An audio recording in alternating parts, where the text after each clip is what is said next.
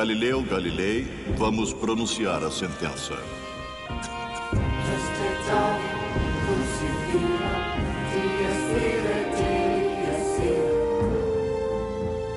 Era um período de discórdia no mundo cristão. Ameaçada pela reforma protestante, a Igreja Católica Romana exigia a adesão total a seu dogma e tinha o reforço da violenta ameaça da Inquisição. O medo da heresia estava no ar.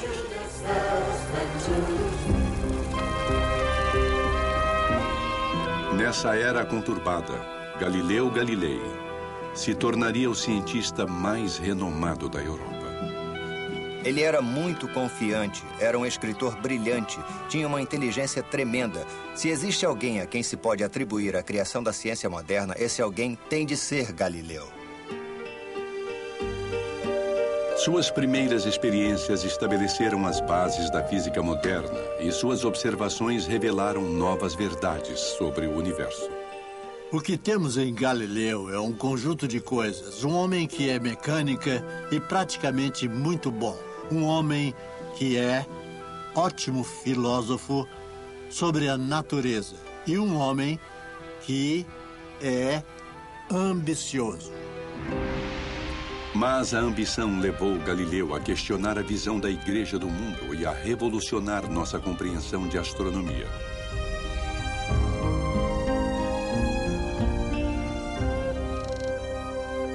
Ironicamente, o próprio Galileu era um católico fiel e deu sua filha Virgínia para a Igreja. Ela entrou no convento de Santa Clara. Escreveu cartas para ele, muitas das quais sobrevivem até hoje. Elas revelam a preocupação de uma filha com a angústia do seu pai, a quem a Igreja havia silenciado como herege e o havia prendido na própria casa. Mas Galileu jamais perderia sua paixão por explicar o mundo natural. Eu queria que as pessoas compreendessem que a natureza lhes deu olhos para verem suas obras, mas também cérebros para torná-los capazes de entendê-las.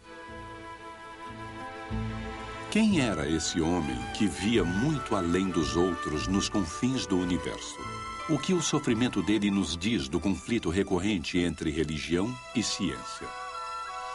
Galileu foi sincero quando disse que a Bíblia era a verdadeira palavra de Deus. Ele só não achava que era um bom livro de astronomia. Os trabalhos de Galileu foram proibidos pela Igreja durante séculos, e só na nossa era sua divergência com a Igreja seria sanada. Galileu pagou um preço terrível, mas suas descobertas mudaram o mundo.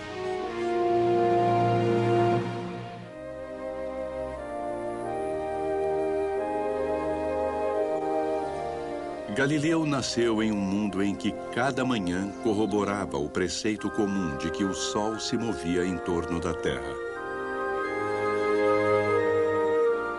Essa crença era confirmada porque o Sol parecia passar pelo céu todos os dias. Era uma visão do universo originalmente estabelecida pelo filósofo antigo Aristóteles. No centro ficava a Terra estática, o lar do homem. O Sol era apenas um dos muitos corpos celestes que circulavam incessantemente em volta dela. Discordar desse antigo preceito poderia ser perigoso.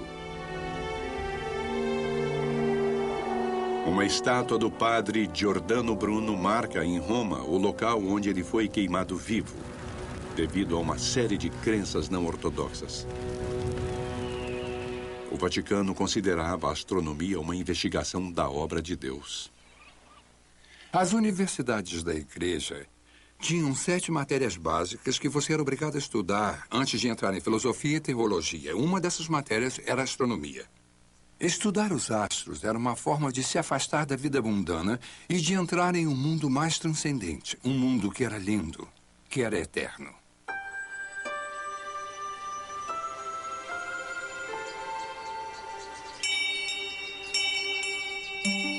Para a igreja, também havia um motivo prático para estudar os céus. O céu era um relógio e também um calendário. Por trás das paredes dos conventos, o nascer e o pôr do sol definiam um ciclo de orações da manhã e da noite. A cada primavera, a plantação dos jardins começava com a chegada do equinócio. O solstício de inverno anunciava o Natal e as fases da lua fixavam as datas exatas da Quaresma e da Páscoa. Pai nosso que estás no céu, santificado seja o vosso nome. A igreja usava o calendário para dar significado espiritual à astronomia geocêntrica de Aristóteles. As imagens eram muito úteis para ensinar teologia. Na verdade, a Terra não está no centro do universo. Ela está em um lugar privilegiado, no fundo do universo. Somente o inferno é mais baixo e há uma cadeia de criação que leva até o céu.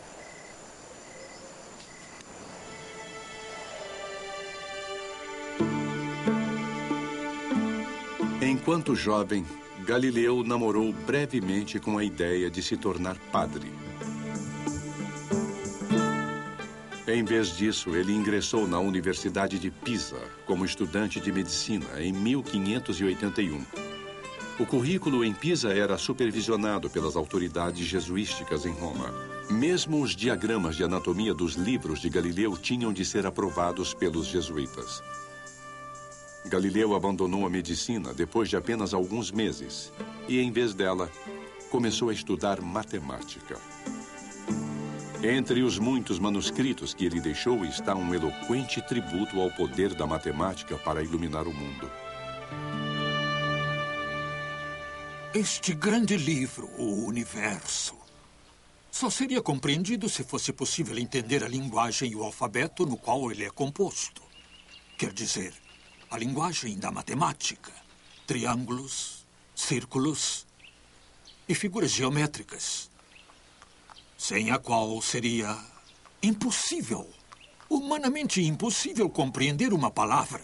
Sem ela, ficar-se-ia vagando em um labirinto escuro.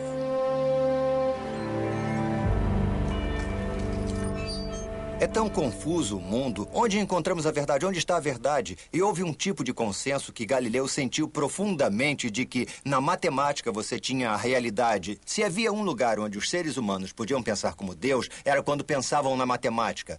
Então, vamos combinar a observação precisa da natureza e vamos aplicar essa técnica de pensamento que sabemos que Deus compartilhará conosco, que é a matemática. E vamos colocar as duas juntas. Então, teremos uma base realmente segura na qual podemos estudar as coisas. Galileu levou seus estudos matemáticos à Universidade de Pádua, a 65 quilômetros de Veneza, distante o suficiente de Roma para estar longe da influência dos jesuítas e de seu currículo aprovado oficialmente. Em Pádua mesmo havia uma universidade.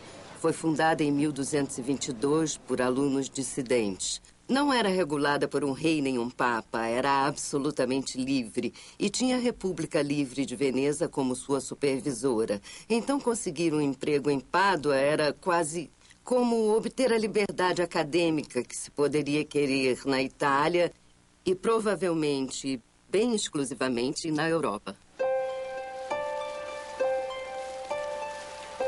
A cidade de Veneza ficava só a um passeio de balsa de Pádua. E era aqui que o jovem professor passava muitos feriados. Galileu iniciou um relacionamento com uma mulher de Veneza chamada Marina Gamba. Pouco se sabe dela, mas era de classe social bem diferente da de Galileu. O caso complicou sua vida. Mas isso não era incomum, mesmo entre católicos praticantes. Sim, ele adorava se divertir. Apreciava o seu vinho. Apreciava muitas formas de prazer. Mas isso não o tornava mau católico. Muito principalmente numa época em que até os papas tinham filhos ilegítimos.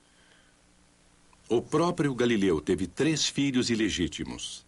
A mais velha, Virgínia, nasceu em 1600.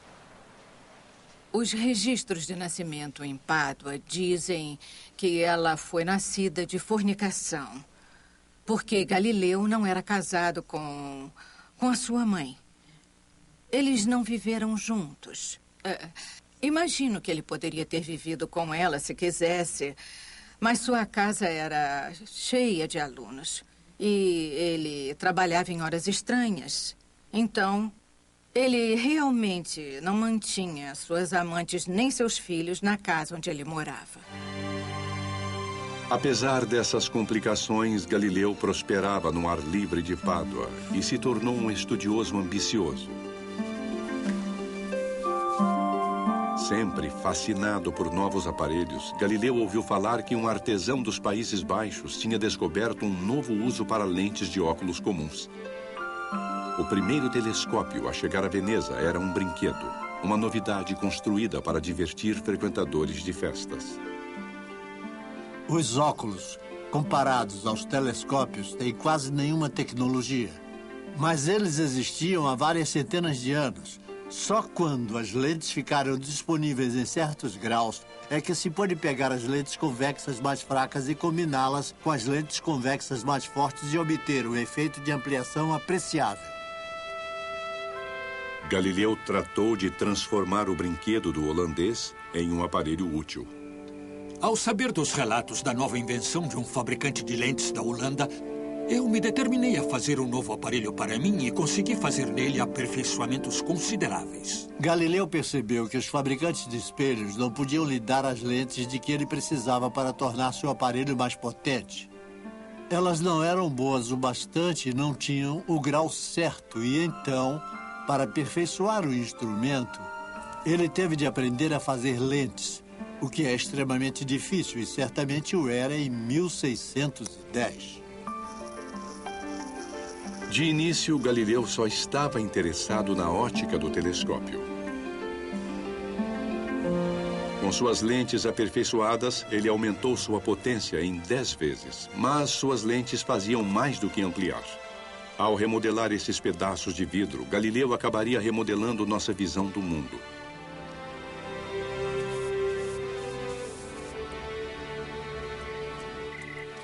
Com seu telescópio, primeiro Galileu começou a ganhar dinheiro.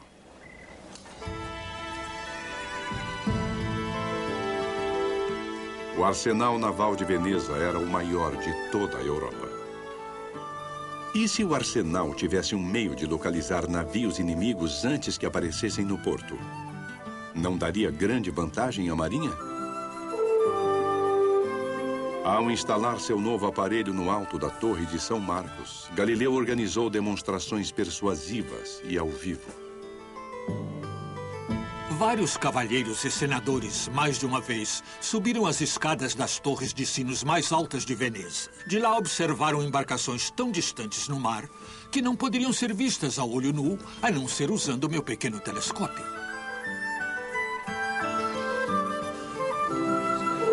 Dentro do Senado de Veneza partiu um elegante pedido para Galileu fornecer pequenos telescópios para o arsenal. Galileu recebeu um generoso salário vitalício por seu serviço à República. Era cientista e também se autopromovia. Até aquele momento, seu futuro parecia brilhante. Mas logo seu telescópio daria início a uma controvérsia que ameaçaria destruir seu criador.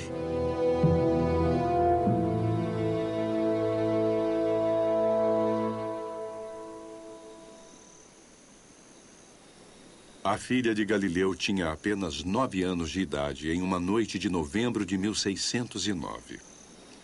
Foi a noite em que Galileu apontou seu novo telescópio pela primeira vez para a Lua, que se punha atrás das colinas de Pádua, e começou a esboçar o que ele observava. Foi o início de 8 semanas de noites em claro em seu pequeno quintal, repentinamente transformado no primeiro observatório astronômico do mundo.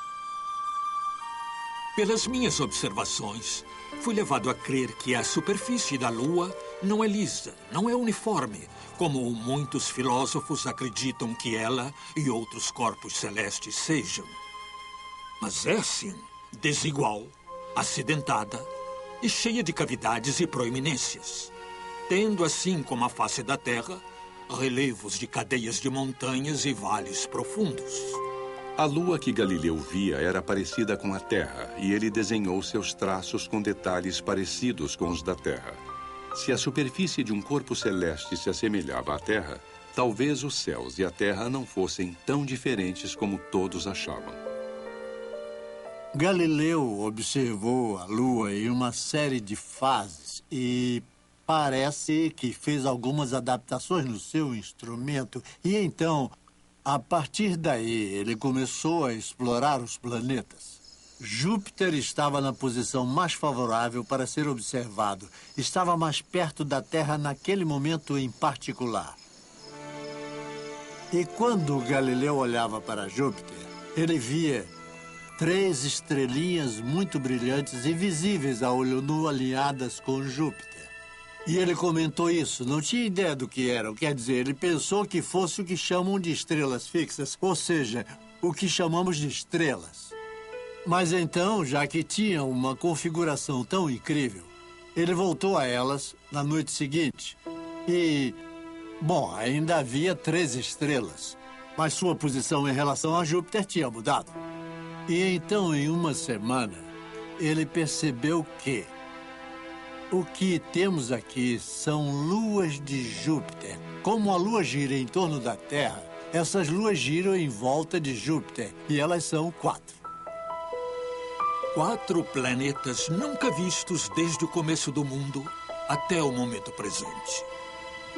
Essas estrelinhas errantes fazem suas jornadas em volta do planeta Júpiter com uma velocidade maravilhosa e com movimentos diferentes entre si, como crianças da mesma família.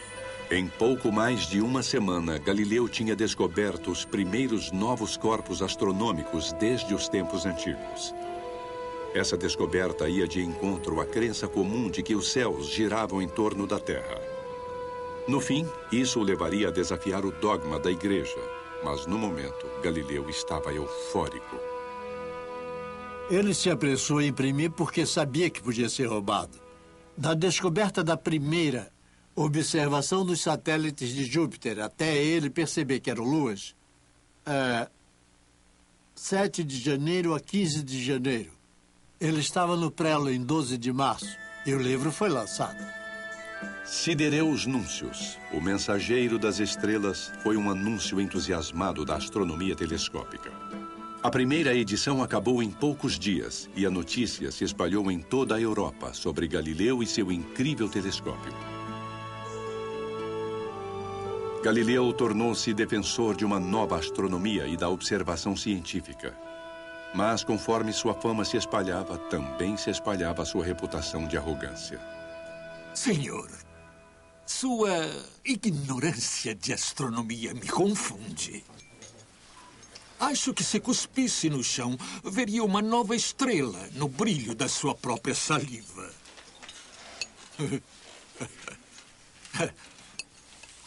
E quanto ao senhor, my lord, fico espantado que persista em tentar me provar, com o testemunho de especialistas, uma coisa que eu posso perfeitamente descobrir sozinho com uma simples experiência. Testemunhas são úteis, é claro, em questões difíceis do passado. Um juiz pode, por exemplo, chamar uma testemunha para confirmar se Giovanni foi esfaqueado ou não. Mas ele não vai chamar uma testemunha para confirmar se Giovanni foi esfaqueado quando tem o ferimento diante dele. Não compreende? Ele pode ver com os próprios olhos. A modéstia nunca foi o ponto forte do jovem professor. Sou grato a Deus por ter me concedido a graça de ser o primeiro observador de uma coisa admirável que ficou escondida todas essas eras. Tornando o invisível agora visível, o telescópio estava começando a revolucionar a astronomia. Desde tempos antigos, os astrônomos tentavam explicar os movimentos observados dos corpos celestes, supondo que eles eram ligados a esferas de cristal transparente, girando esfera dentro de esfera. O astrônomo grego Ptolomeu elaborou muito bem um sistema em grandes detalhes para explicar os movimentos do Sol, da Lua, das estrelas e dos planetas. Tudo isso podia ser visto a olho nu. No centro do intrincado sistema de Ptolomeu estava a Terra, sólida e estática. O sistema de Ptolomeu era repleto de aparelhos geométricos engenhosos. Ele tornava possível que as pessoas verificassem onde os planetas deviam estar. E, na verdade, isso era útil, digamos, para a astrologia. Era útil se você queria saber onde as coisas estavam no céu. Mas não era perfeito.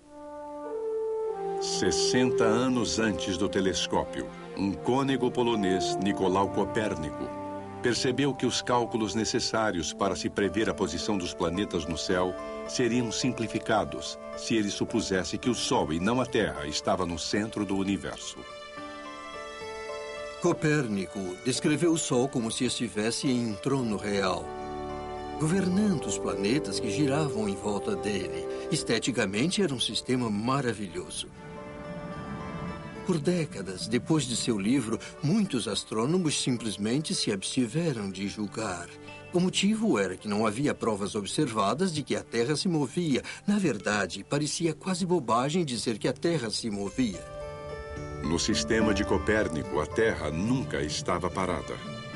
Tinha 2 movimentos distintos. Movia-se em volta do Sol a cada ano e girava em volta do próprio eixo uma vez a cada ano.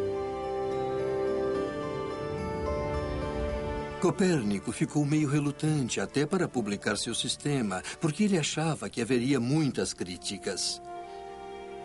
O que Copérnico sugeriu fez dele motivo de riso em toda a Europa, porque ele dizia que aqui está a Terra. Ela está girando em uma velocidade de cerca de 1.100 a 1.200 km por hora. Ela gira em torno do próprio eixo e, além disso, gira em torno do Sol a 50 km por segundo. Então, eles estavam dizendo isso é totalmente ridículo. Olhem, o chão é tão sólido quanto podem ver. É claro que a Terra não está se movendo, é óbvio. Se estivesse, todas as coisas estariam voando para fora dela. Os campanários das igrejas cairiam, as aves não conseguiriam acompanhar, as nuvens desapareceriam ao se pôr no horizonte e coisas assim.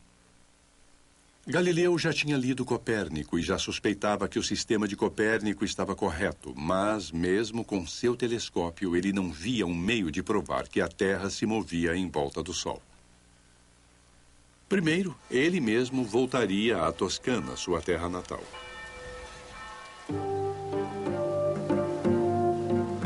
Florença, a capital da Toscana, exercia uma grande atração no jovem astro em ascensão.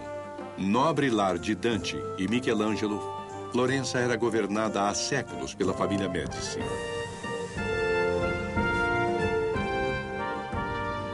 Fonte de grande riqueza e poder, a família dominava os bancos e o comércio e era influente nas questões da igreja.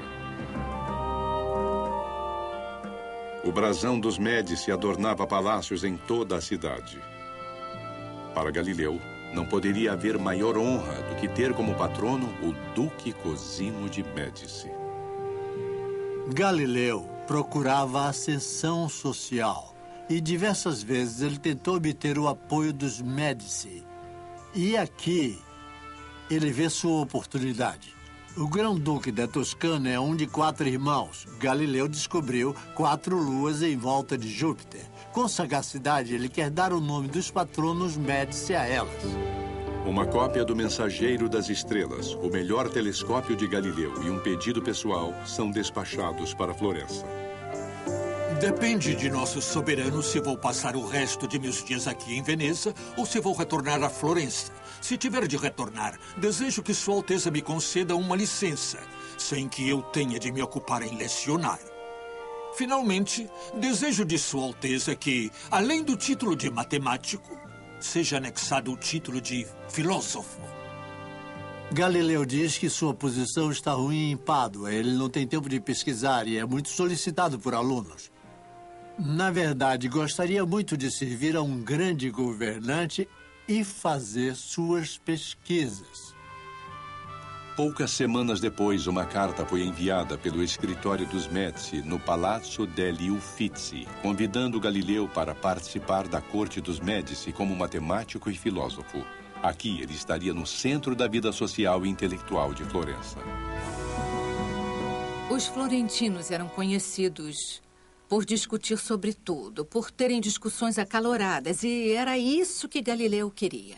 E ele conquistava enorme atenção e tinha mais status ainda por estar ligado à corte do Grão-Duque.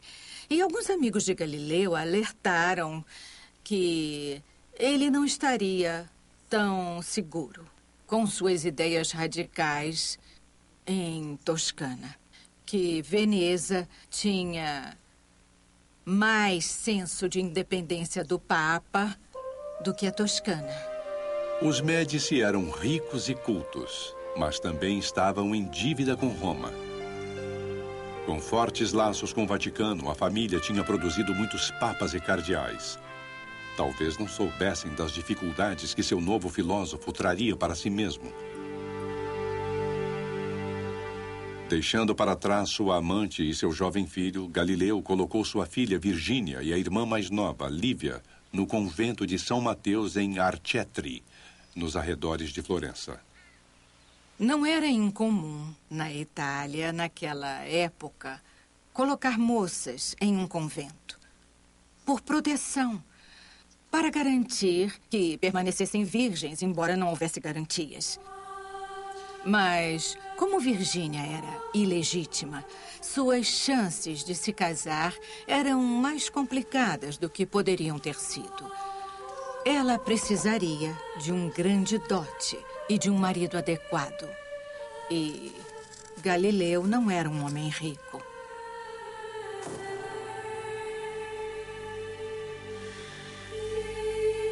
Esperava-se que jovens freiras, como Virgínia, se desligassem do mundo exterior. Mesmo suas famílias eram mantidas à distância. Ver o que aconteceu com o relacionamento de pai e filha depois que Virgínia fez seus votos nos dá uma sensação de perda terrível, quase uma morte em vida. Há uma barreira física entre eles e que, no entanto, mais uma vez pretere o tremendo orgulho da típica família italiana católica da época de ter no clero alguém da família, uma freira. Você estava colocando aquela criança a serviço de Deus. E o que poderia ser mais importante? Não vou dizer que colocar as filhas no convento tenha sido um ato de fé da parte dele. Na verdade, foi uma saída para o que fazer com elas, porque, afinal, a mãe delas tinha sido só sua amante. Elas eram ilegítimas. Portanto, era possível que nunca se casassem. Então, o que fazer? Ele as sustentava, mas não com muita abundância. Ao longo de 20 anos, a filha Virgínia escreveu dezenas de cartas particulares ao pai, dentro das paredes do convento. Os servos de Galileu levavam as cartas em cestas de comida ou roupas. Muitas das cartas de Virgínia sobreviveram, embora todas as respostas de seu pai tenham se perdido. Suas cartas sugerem um elo duradouro entre os dois, apesar das duras condições da vida no convento. Ilustre Senhor Pai, meu quarto está terrivelmente frio agora e não sei como serei capaz de suportar isso, Senhor. A menos que me ajude me cedendo uma de suas cobertas, uma de que não precise mais. Estou devolvendo o resto de seus colarinhos, que eu já costurei. Rogo ao Senhor que lhe conceda o maior bem-estar possível. De São Mateu, em Arcetri, sua amorosa filha.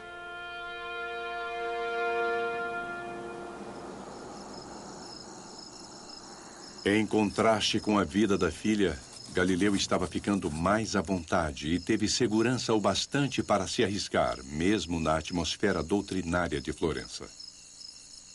Galileu adotou a opinião de que Copérnico estava certo. O Sol, não a Terra, era o centro do nosso sistema planetário. Meses se passaram enquanto ele lutava para ter um meio de provar isso. Para ele, a comprovação era a marca da ciência. Para uma coisa contar com uma afirmação científica, tinha de ser comprovada. Tinha de provar conclusivamente que era o caso. Qualquer coisa sem comprovação era chamada de conjectura ou opinião. Enquanto ele buscava uma comprovação, chegou uma carta de um de seus seguidores, Benedetto Castelli, sugerindo que o planeta Vênus podia ter a resposta. Meu caro Galileu, se Copérnico está correto e Vênus gira em torno do Sol em vez de girar em torno da Terra, está claro que ele poderia ser visto, assim como as fases da Lua, às vezes crescente, às vezes não. Rogo que me diga se, com seus maravilhosos telescópios, percebeu tal aparência. A olho nu, Vênus era só um ponto de luz. Mas através do seu telescópio, Galileu viu o planeta como um disco. Em um período de meses, Vênus mudou de um pequeno disco para um maior, crescente. Galileu imediatamente compreendeu que em um sistema em que o Sol está no centro, esse crescente apareceria como Vênus, circulando em uma órbita entre o Sol e a Terra. Vênus deve estar girando em torno do Sol e não da Terra.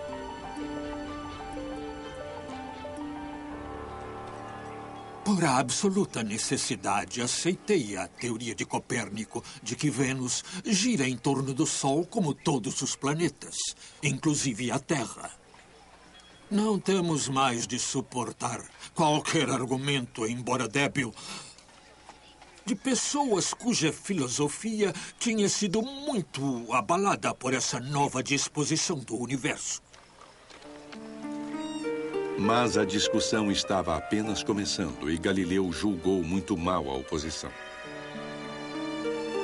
Padres oportunistas de Florença anunciavam de seus púlpitos que Galileu estava emitindo ideias novas e perigosas. Um coro de acadêmicos invejosos, ofendidos pela arrogância de Galileu, uniu-se ao clamor. Galileu contava que seus patronos, os Médici, o defendessem. Mas essa defesa começou a falhar quando a mãe do grão-duque Cosimo começou a ter dúvidas. Um dos jovens protegidos de Galileu estava dando aulas de matemática e astronomia, Benedetto Castelli, quando foi convidado para uma das reuniões de intelectuais que a mãe de Cosimo, a grã-duquesa Cristina, costumava fazer. E então a conversa girou em torno desses satélites de Júpiter. Galileu tinha dado nomes da família Médici para as luas de Júpiter, mas a grã-duquesa questionava a sua autenticidade. São reais? Ah, sim, disse Castelli. Até os jesuítas em Roma já confirmaram isso. E então ela mudou de assunto. Ela disse, e quanto a Copérnico, e quanto a Josué e a batalha de Gibeão, quando ele ordena que o Sol e não a Terra fique parado? No livro de Josué, o Senhor para o movimento do Sol, permitindo aos israelitas um pouco mais de luz do dia para derrotar os inimigos. Isso e mais meia dúzia de outras passagens bíblicas pareciam sugerir que era o Sol que se movia e não a Terra. A grã-duquesa Cristina se preocupava que seu novo filósofo da corte estivesse contradizendo a Bíblia. Galileu respondeu a Madame Cristina com uma carta que foi bem além da astronomia. Eu concordei com Madame Cristina de que a Sagrada Escritura nunca mente. Os decretos contidos nela são absolutamente verdadeiros e invioláveis. Mas eu devia acrescentar que, embora as Escrituras nunca errem, seus intérpretes e comentaristas estão sujeitos a errar em muitas coisas quando se baseiam sempre no significado literal das palavras. Galileu foi sincero quando disse que se a Bíblia parecia dizer uma coisa diferente da ciência, então você havia interpretado mal a Bíblia. Acredito que a Sagrada Escritura exista para convencer os homens das verdades necessárias para a salvação. Mas não é necessário que o mesmo Deus que nos deu nossa fala e nossos sentidos, nossos intelectos, nos coloque de lado nessas coisas. Principalmente no caso da ciência, onde não tem a menor menção à Bíblia Sagrada. Se as Escrituras Sagradas fossem para ensinar astronomia aos homens, por que a deixaram de fora? A carta franca de Galileu para Madame Cristina, que pretendia solucionar as discrepâncias entre ciência e Bíblia, chegou a ser vista como uma agressão à própria Bíblia. E essa carta circulou. E padres locais a leram e ficaram indignados. Enviaram cópias para Roma e eles disseram para as pessoas da Inquisição: investiguem Galileu, façam alguma coisa, esse sujeito é um herege. Galileu com certeza sabia o que podia acontecer com hereges quando os cardeais da oposição se organizavam para purificar a sociedade ao combater a heresia. Muito do seu trabalho era a proibição de livros, mas a Inquisição também tinha poderes, tanto de tortura quanto de execução.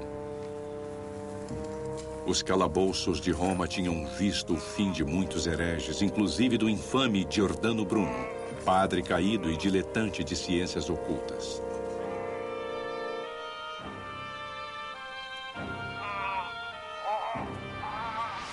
Para a Inquisição, medidas extremas eram justificadas.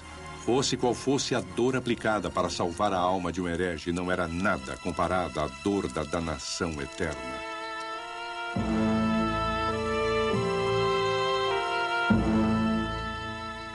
Uma das coisas que o papado quer mostrar a uma Europa unida, acima de tudo aos católicos, é que não há tolerância com os dissidentes. Os dissidentes serão expulsos e punidos. Um herege escocês é queimado na fogueira com uma veste de breu para que ele queime com mais intensidade. E Bruno foi queimado vivo, o que é bem incomum. A maioria das pessoas é queimada depois de morta. É um de toda uma série de pessoas que serão condenadas à morte como um meio de mostrar que a ortodoxia será aplicada. Giordano Bruno era um padre e um charlatão da nova era que negava a divindade de Cristo.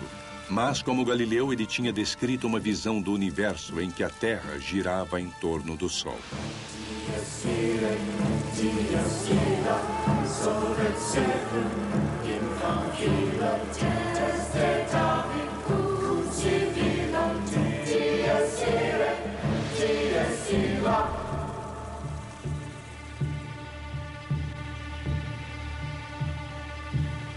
Há muitas visões diferentes de quanto o paralelo de Bruno pesou para Galileu, sem dúvida. Deve ter tido alguma influência. É claro que ele percebeu o que aconteceu com Bruno.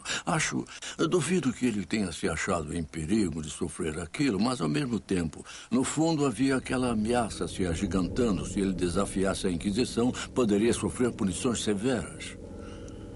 Por trás da execução de Bruno estava o maior inquisidor de Roma, o martelo dos hereges, cardeal Roberto Bellarmino. Agora, anos depois, esse mesmo cardeal Bellarmino estava recebendo informes sobre Galileu. Teólogos da igreja estavam alertas às possíveis implicações do que Galileu estava fazendo. E havia um registro de Galileu crescendo vagarosamente em Roma, na Inquisição. E à medida que esses rumores vindos das camadas mais baixas do clero em Florença ficavam cada vez mais altos em Roma, Galileu vai para Roma tentar argumentar seu caso.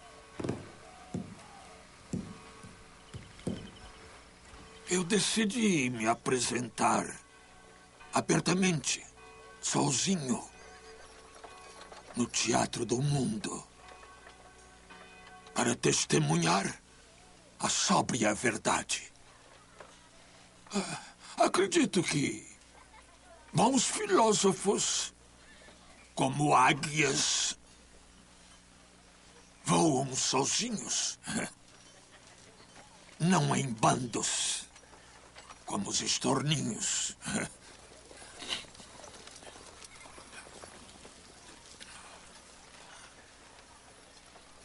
queria que as pessoas compreendessem que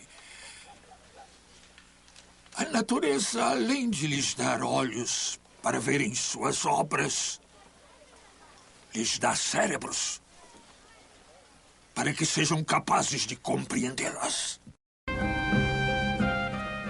Galileu viajou até Roma no inverno de 1616. Como membro da corte dos Médici, ele se tornou convidado do embaixador da Toscana na palaciana Vila Médici. No alto de uma colina com vista para a cidade, de sua sacada, Galileu podia ver os domos do Vaticano enquanto aguardava ansiosamente seu encontro com o inquisidor cardeal Bellarmino. Galileu tendia a superestimar seus próprios poderes de persuasão. Ele achava, então, que, se pudesse ir a Roma e conversar com alguns da hierarquia, poderia facilmente persuadi-los de permanecerem abertos à questão: a Terra se move mesmo ou a Terra é fixa? Os teólogos ouviram Galileu apresentar com segurança o caso de Copérnico. Galileu é totalmente engajado com a teoria de Copérnico e não podemos ver a igreja lá como um monólito. E ele vai ver os bispos, os cardeais e teólogos e defende seu caso. É claro, com muita paixão. Contudo, o embaixador dos Médici no Vaticano está escrevendo para casa. Escutem. Galileu precisa se acalmar, calar-se e não argumentar tanto no seu caso. Em sua carta, o embaixador se preocupava que a família Médici pudesse ser levada a uma controvérsia feia. Galileu está envolvido com paixão nessa luta e pode muito bem se envolver em problemas sérios, juntamente com qualquer um que apoie sua opinião. Esse negócio não é brincadeira. E o homem está ficando aqui sob nossa proteção. Ele achava que podia convencer os teólogos de mente mais aberta em Roma dos méritos da doutrina de Copérnico. Ele também achava que podia convencê-los de que, antes de mais nada, a questão da astronomia não era uma questão para teólogos. E então, mesmo embora ele devesse saber muito bem dos poderes e perigos de se opor à Inquisição, evidentemente achou que seus próprios poderes de persuasão eram tais que ele poderia convencê-los da sua opinião. Mas assim que ele começou a explicar o sistema de Copérnico, também emitiu sinais de alarme e os conservadores da Igreja Católica decidiram que alguma coisa tinha que ser feita. Na verdade, Galileu deu boas-vindas à chance de apresentar seu caso ao cardeal Bellarmino. Ele ouvira dizer que Bellarmino se interessava por astronomia e era fascinado pelo telescópio. O próprio Bellarmino, que começou interessado em ciência, à medida que progredia em ciências, percebeu que havia uma série de aspectos na descoberta científica que ameaçavam a ortodoxia como ele a via. E percebeu que a ciência poderia interferir na sua teologia. Então, naquele ponto, decidiu encerrar suas investigações científicas e ele fez uma escolha muito pessoal ao optar pela devoção em vez da curiosidade científica, que eu acho que nunca tem uma solução completamente satisfatória. E isso pode explicar um pouco de sua virulência em perseguir o que ele percebe como heresia científica. O devoto cardeal Bellarmino tinha consentido em queimar homens vivos, mas ele era etéreo e não mundano. Mesmo as famílias de governantes da Itália consideravam o cardeal um pouco santo demais. Para Galileu, contando com a influência dos seus patronos Médici, a devoção incorruptível do cardeal não era uma notícia boa. Mas Galileu nem teve chance de convencer Bellarmino. 3 dias antes de seu encontro planejado com o cardeal, o Santo Ofício da Inquisição reuniu-se no Colégio Romano para votar as teorias de Copérnico. Os teólogos se envolveram e deram sua opinião profissional sobre a questão. E essa opinião profissional é que a proposta de que o Sol é o centro do mundo e de que a Terra gira em torno do Sol são propostas, segundo as Escrituras, hereges. A votação foi de 11-0. A hipótese de que a Terra se movia era tola e absurda. A crença de o Sol ser o centro do mundo era uma questão de heresia formal. O cardeal Bellarmino usaria seu encontro com Galileu para entregar o édito. Galileu será instruído formalmente a não defender a posição de Copérnico. E mais, na decisão afirma-se que se Galileu recusar-se a obedecer, vai ser silenciado. Galileu é forçado a se voltar contra Copérnico, cujo trabalho é adicionado ao Índex de Livros Proibidos.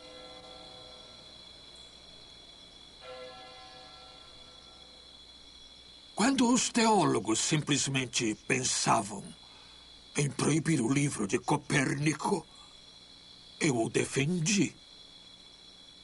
Então, aqueles cultos cavalheiros proibiram mesmo o trabalho, declarando que suas opiniões eram falsas e contrárias à Escritura. Sabendo, como eu, que isso sempre nos obriga a aceitar as decisões das autoridades guiadas por uma compreensão mais elevada do que meu humilde cérebro jamais poderia ter. Eu declaro minha defesa anterior como um conceito meramente poético, um sonho, uma fantasia minha. É simples quimera.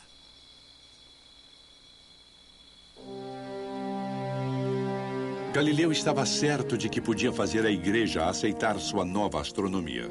Mas, em vez disso, a situação tinha ficado muito pior.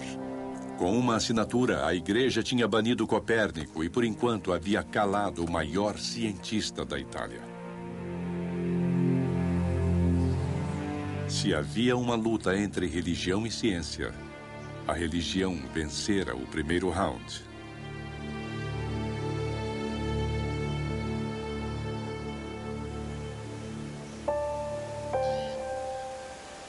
Poucos meses depois da colisão de Galileu com a igreja, sua filha mais velha abraçou um de seus mais antigos rituais.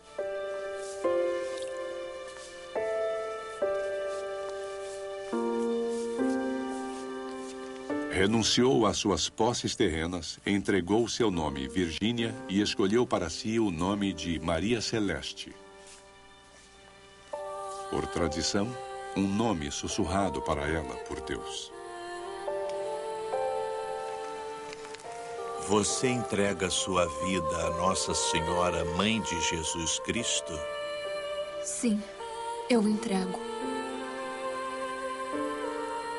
Acho que ela escolheu o nome Maria Celeste porque ela era muito interessada nas estrelas.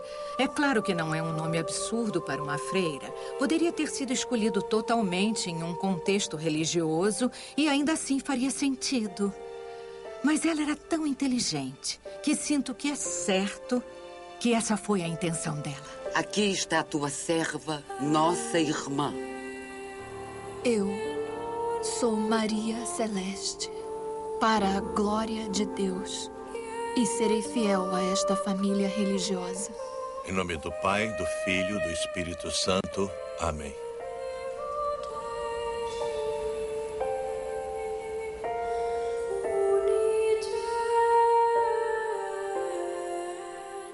Embora suas vidas fossem difíceis, muitas das jovens, inteligentes, escolhiam mesmo o convento.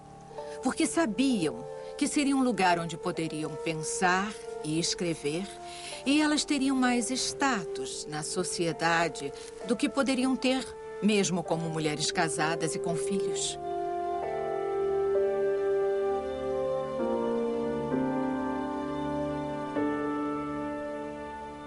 Galileu era um bom católico e não tinha interesse em combater a igreja.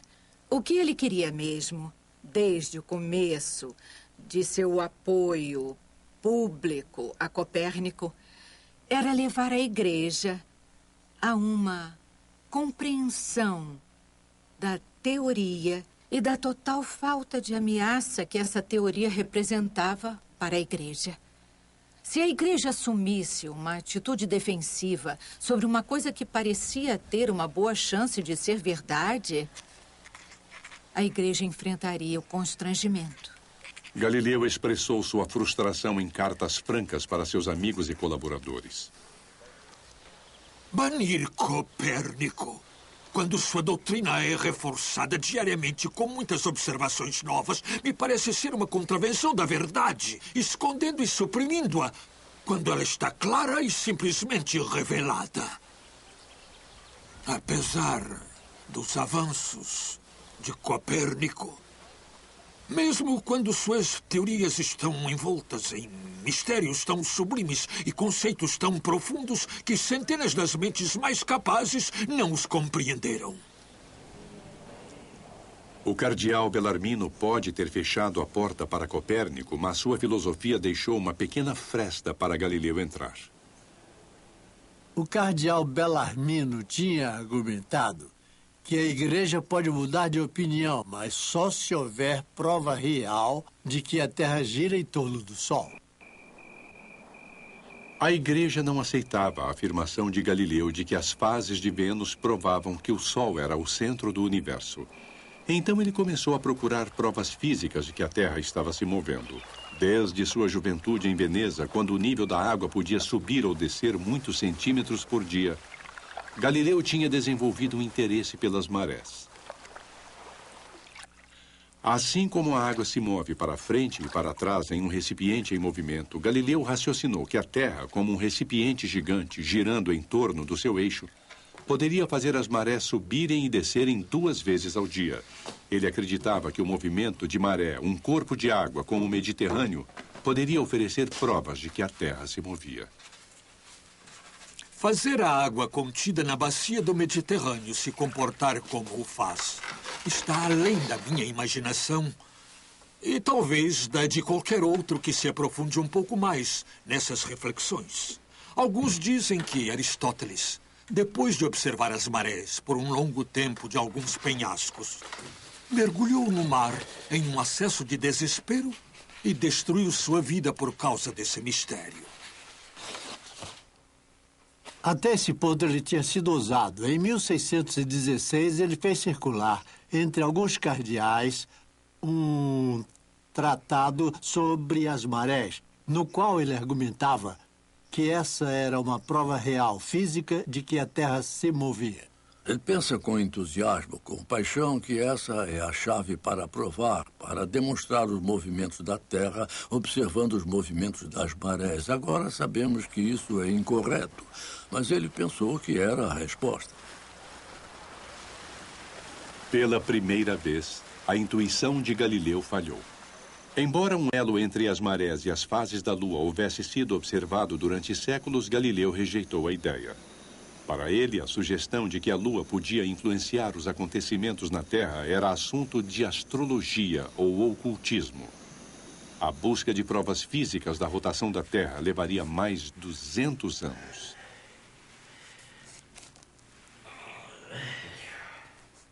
Eu não sei.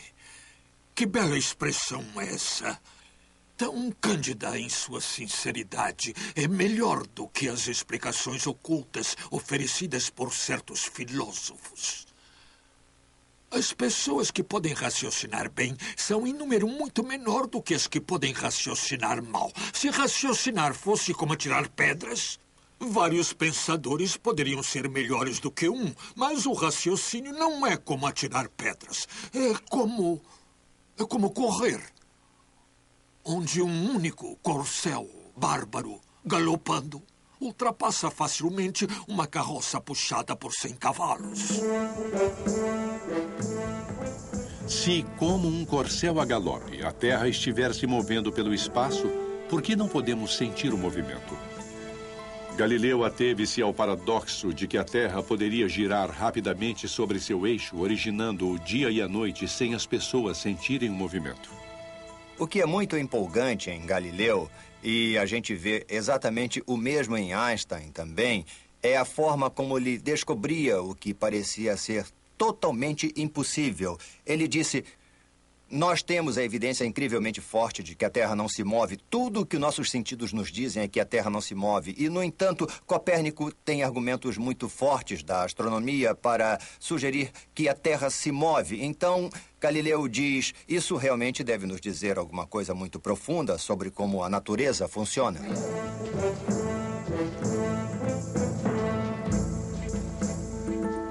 Então ele pensou em uma experiência intrigante. Usou um cavalo para representar o movimento da Terra. Se o cavaleiro deixasse cair uma bola enquanto estivesse parado, a bola, é claro, cairia direto, tocando o solo ao lado do cavalo.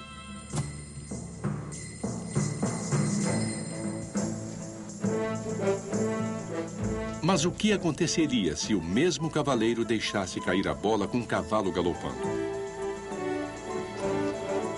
Na experiência de Galileu, o movimento para frente do cavalo seria comunicado à bola pela mão do cavaleiro. Ao ser largada, a bola continuaria a se mover para frente e ainda assim cairia ao lado do cavalo, assim como fez quando o cavalo estava parado.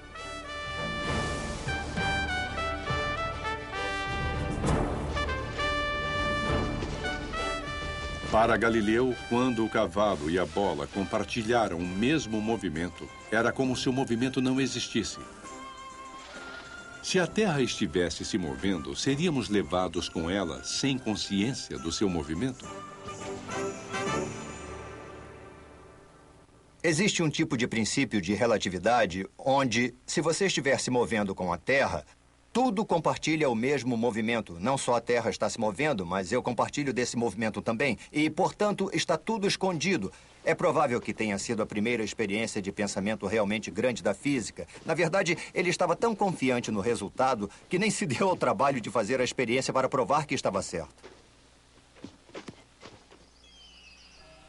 Apesar dos problemas com a igreja, Galileu ainda tinha o apoio dos Médici.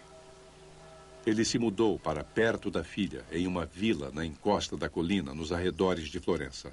Florença é uma cidade cercada de colinas. E Arcetri, como os outros, é um lugar onde as famílias abastadas de Florença tinham suas filas. E também havia casas de fazenda normais, havia conventos, e era relativamente difícil ir para a cidade. E quando a filha de Galileu estava em um convento bem próximo, lá embaixo, ela encontrou para o pai um local ao lado do convento, onde ele tinha campos, tinha azeite de oliva. A filha disse a ele que estava produzindo vinho, mas que ele não devia beber demais. Maria Celeste é realmente extraordinária. Ela vive em um claustro. É isolada do mundo. E, no entanto, ainda tem as mãos em tudo. O mercado imobiliário, os alimentos, os pequenos favores, a lavanderia. Ela nunca perdeu o sentido de ser uma filha italiana zelosa.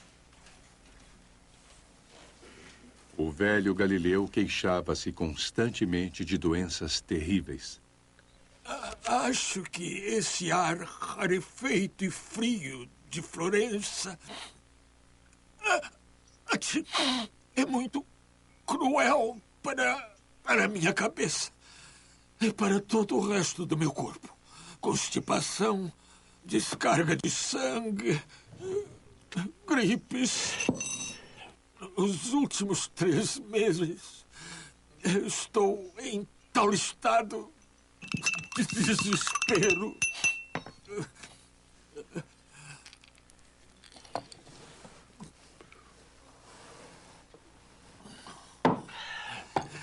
Estou praticamente confinado a meu quarto. Não, a minha cama. Sem o benefício nem de sono e nem de descanso.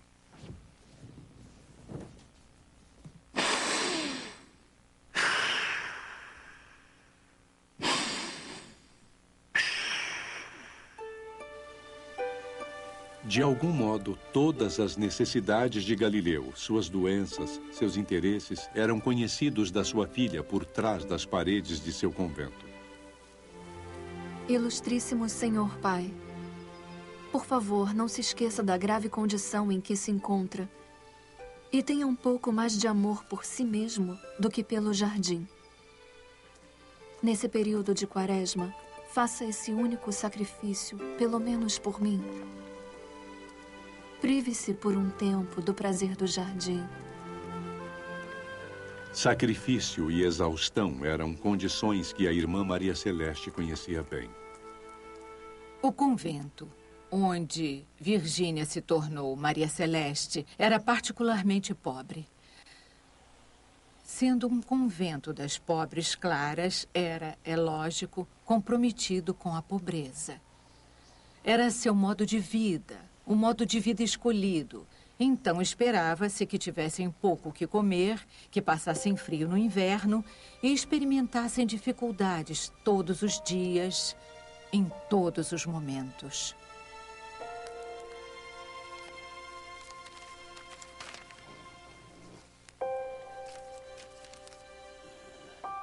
Senhor, eu lhe garanto que nunca fico incomodada pelo tédio, mas antes pela fome provocada, creio eu, pelo frio do meu estômago, que não recebe o total complemento de sono que exige.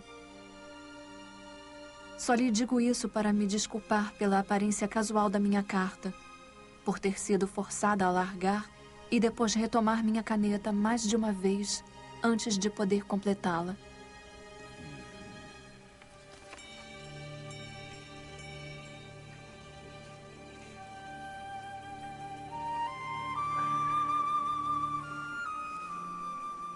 Maria Celeste tem uma personalidade brilhante. Ela está em um lugar sombrio, tem pelo menos uma freira que tenta se suicidar nesse convento. E, no entanto, Maria Celeste sempre tem uma forma de ver o propósito mais elevado, o bem maior que nunca falha. Tal submissão tão encantadora para com a fé não era um caminho que Galileu seguiria.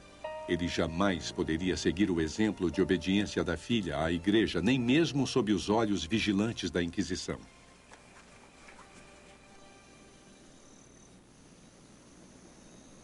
A igreja ensinava que todos os corpos celestes eram imutáveis e imaculados, mas o telescópio de Galileu continuava a revelar um cosmo bem diferente da verdade aceita oficialmente. Mesmo na superfície brilhante do Sol, Galileu observou pontos escuros, que ele denominou manchas solares. Ele não poderia saber que as manchas, na verdade, eram tempestades magnéticas, mas ele as descreveu de uma forma impressionantemente precisa. As manchas solares são geradas e desaparecem em períodos maiores e menores. Algumas se condensam e outras se expandem muito de um dia para o outro. Elas mudam de forma e algumas são bem irregulares. Elas devem ser enormes em massa, estando sobre o Sol ou muito perto dele. Galileu entra em uma discussão com um jesuíta alemão matemático chamado Christoph Schneider sobre a natureza das manchas solares. O alemão defende que as manchas são, na verdade, pequenos satélites que orbitam em torno do Sol. Enquanto que Galileu argumenta que essas manchas, na verdade, ou estão na superfície do Sol ou muito próximas a ele, e que talvez sejam um tipo de nuvem. Se o jesuíta estivesse certo e as manchas fossem satélites independentes, então a superfície do Sol permaneceria imaculada, como exigia a doutrina. As manchas solares têm uma aparência muito irregular. E se você consegue apresentar isso visualmente, então o argumento de que são satélites do Sol se torna absurdo. E então Galileu planejou com muito cuidado a publicação de suas cartas sobre as manchas solares. Todas são orientadas adequadamente, de modo que você pode vê-las de um dia para o outro nascerem no Sol e morrerem lá, de repente, no meio do Sol. Aparece um dia uma mancha pequena e no dia seguinte ela cresce, depois cresce mais ainda e depois, vagarosamente, ela vai para a beirada. Fica claro que há manchas no Sol com forma tão irregular que não podem ser satélites. Tem um ensaio visual no qual você tem visões ininterruptas de manchas solares.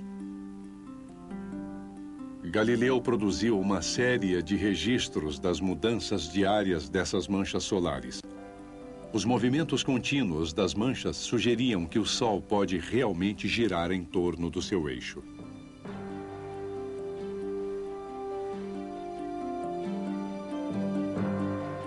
A evidência visual é aceita tanto pelos simpatizantes de Copérnico quanto pelas pessoas que ainda acreditam que a Terra é o centro do universo. Mas é a interpretação dessa evidência, e cada vez mais você vê os astrônomos conservadores então indo além dos limites, porque se você pode dizer que eles são satélites do Sol, ainda pode dizer que o Sol é perfeito. Galileu sabia que seus adversários estavam errados. Não importava se o matemático jesuíta desejava que o Sol fosse imaculado. Galileu tinha demonstrado manchas reais na superfície do Sol real.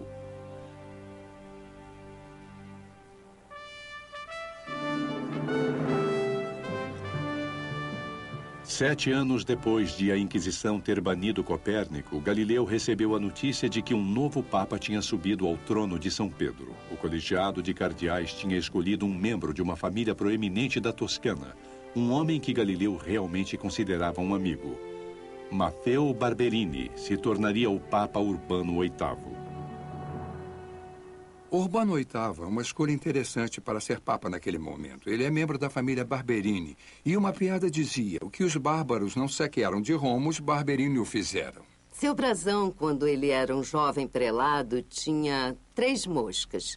E as moscas tornaram-se cada vez mais indignas para alguém que tinha alcançado um posto tão alto na igreja.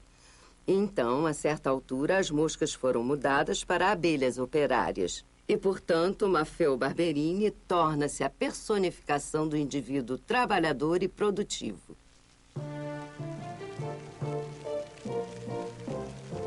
Tudo o que você vê, que é sinal da bela Roma da Renascença, começou, continuou ou se inspirou pelo que Urbano VIII fez. No fim da Via Vêneto, há uma fonte com 3 abelhas Barberini, para lembrá-lo qual papa lhe deu essa fonte de água e também para lembrá-lo de que você não deve ficar vadiando em volta da fonte. Deve fazer como a abelha e produzir mel. O novo papa era grande fã de Galileu. Ele tinha escrito poemas para Galileu. E, de repente, a situação pareceu muito diferente do que era em 1616. Quando a novidade da elevação de Urbano VIII chegou ao convento, Maria Celeste esperou que o silêncio do seu pai nas mãos da igreja acabasse. Galileu compartilhou em segredo uma carta que recebeu de seu velho amigo, o Papa. Papai, a felicidade que senti devido à carta escrita para o senhor pelo Sumo Pontífice foi indescritível. A carta demonstra claramente o afeto que esse grande homem tem pelo senhor. Já li e reli a carta, exultando em particular. E aqui eu a devolvo, como insiste, sem tê-la mostrado a ninguém.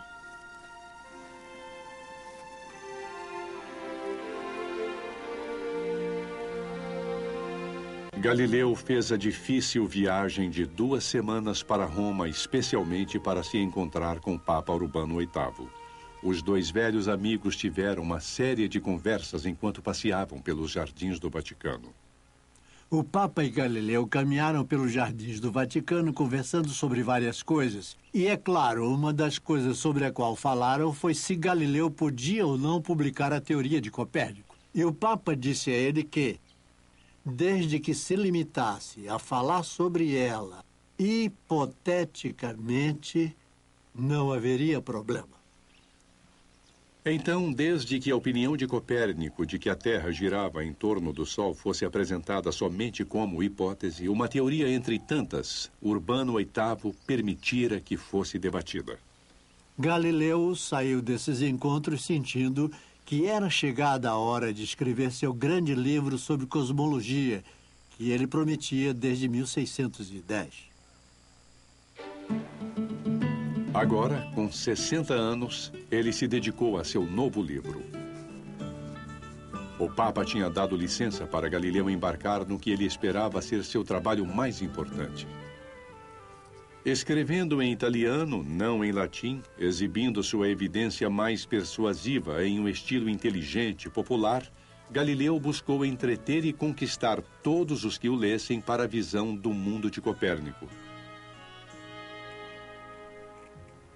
As cartas de Maria Celeste sugerem que seu pai permitiu que ela lesse seu manuscrito inacabado.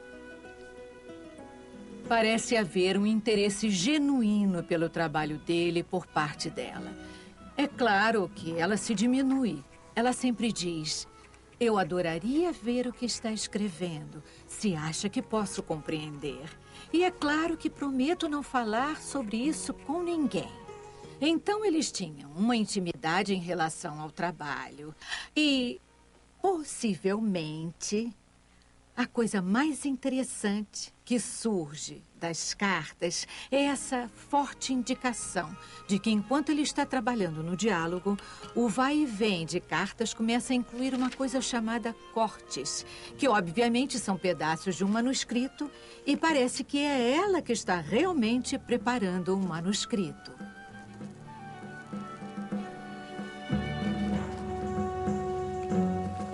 Meses escrevendo acabaram em uma doença que interrompeu seu trabalho. Depois de 5 anos, o fim estava próximo. Com a graça de Deus, estou no caminho certo. O livro vai ser bem grande e cheio de novidades que, ao escrever em forma de diálogo, posso introduzir sem afetação ou esforço. Se eu conseguir sobreviver a esse inverno, vou concluí-lo e publicá-lo imediatamente. Galileu terminou seu grande livro na véspera de Natal de 1629. Ele o chamou de Diálogo sobre os dois grandes sistemas do mundo. É uma obra-prima da retórica. Galileu explica a nova visão do mundo. É um debate sobre o mundo dos sistemas.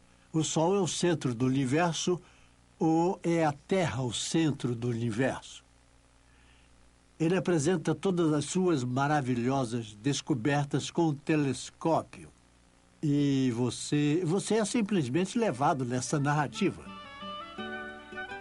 Galileu cria 3 personagens vivazes, nobres de Veneza. O primeiro personagem, o anfitrião, promove um debate entre seus 2 convidados falantes.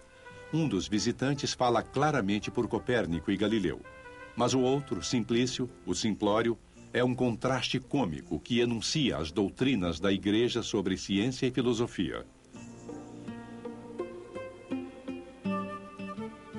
Galileu obteve a permissão de um censor amigo para publicar seu livro em Florença. Ele sabia que seria muito mais difícil de persuadir os censores de Roma. Despachou um punhado de cópias para o Vaticano, mas antes que pudesse saber do resultado, Florença foi acometida por uma terrível catástrofe. Em 1630, a peste bubônica atingiu toda a Toscana.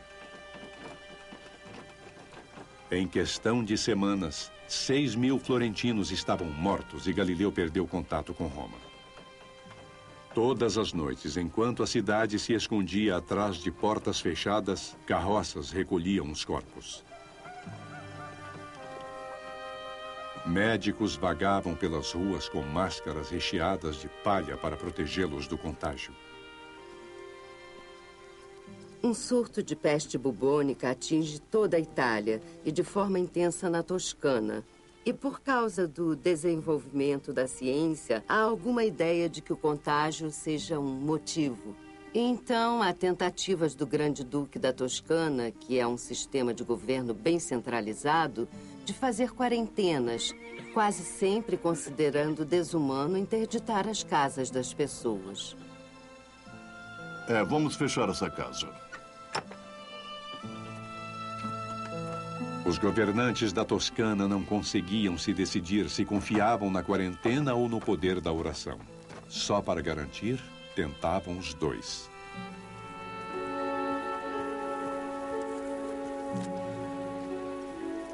Uma procissão da Madonna de Impruneta pela cidade é uma forma de invocar o auxílio divino e, é claro, de ter uma procissão religiosa que, de certo modo, milita contra o efeito da quarentena. Espera-se que a fé supere o que parece uma lei da natureza. O magistrado da saúde pública pediu o auxílio do convento de Maria Celeste. Rezar para o resto do mundo realmente tinha importância. E as freiras sabiam disso. E, na verdade, durante a peste, elas tinham a função específica de orar 2 de cada vez, durante 40 dias ininterruptos. E essa era considerada uma das intervenções mais ativas que podiam ser feitas contra a peste. Maria Celeste se preocupava com seu pai ancião. Como boticária do convento, ela preparou uma medicação para ele, esperando defendê-lo da infecção. Tenha fé nesse remédio, Senhor. Ele é feito com mel. Tome uma vez de manhã uma dose do tamanho aproximado de uma noz, seguida de um gole de vinho grego. O magistrado da saúde alega que ele dá uma defesa maravilhosa. Por favor, use toda a cautela possível para se defender do perigo. Lavar os lençóis em vinagre fervente era visto como uma medida de defesa, embora ninguém soubesse o motivo. O isolamento das freiras no claustro tornou-se um benefício e a infecção não as atingiu. Na primavera seguinte, a epidemia tinha subsistido o suficiente para limitar a comunicação com o resto da Itália. Durante meses, Galileu não soube nada dos censores romanos. Será que seu manuscrito havia se perdido na quarentena? Seu trabalho teria sido roubado? O censor florentino tinha endossado o livro, mas Galileu precisava da aprovação de Roma. O padre me contou mais de uma vez que lhe vieram lágrimas aos olhos enquanto ele lia. E reconheceu que deviam me implorar para publicar um livro desses. Enquanto isso, ele fica de lado. E a minha vida se desperdiça.